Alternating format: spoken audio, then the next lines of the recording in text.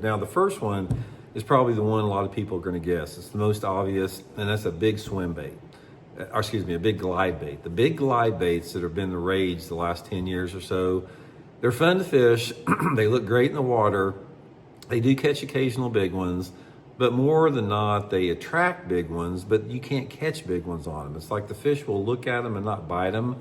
And the amount of time that you spend fishing a big glide bait versus the number of bass that you put in the well, it doesn't equate. And I remember a couple of years ago, David Dudley, most of you guys probably know him, but if you don't, he's the all-time leading money winner on the FLW Tour. He won the Forestwood Cup. He's just hammer. And anyway, he was telling me that he got into that glide bait craze like everybody else did. And he goes, Randy, I got so tired of fishing that thing and either not catching any fish on it or having fish follow it and not get it. He goes, I got rid of every one of them. He goes, I do not even own a glide bait. He goes, I'll take my shaky head any day of the year because I know I'm going to get a lot of bites on it. And I'm going to get them in the boat when they do bite it. So I think he said it perfectly about glide baits and as far as wasting your time on them. So that's the first one. Second one along the same lines is a big swim bait. Now swim baits come in all different sizes.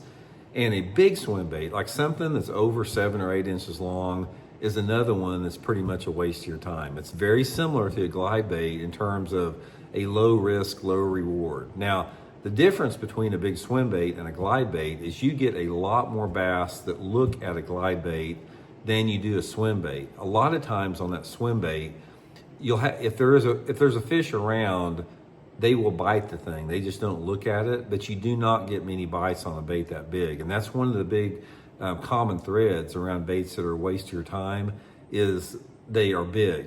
They're a large lure. They require significant commitment from the bass.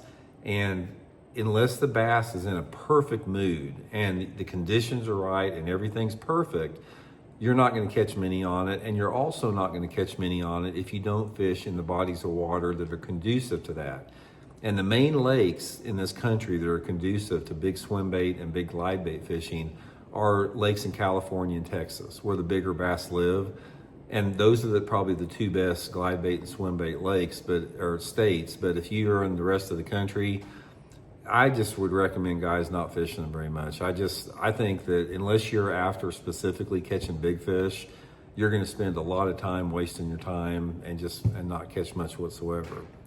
Another one along the same lines, guys, is one of those big deep crankbaits, like the big crankbaits that go like 30 foot deep.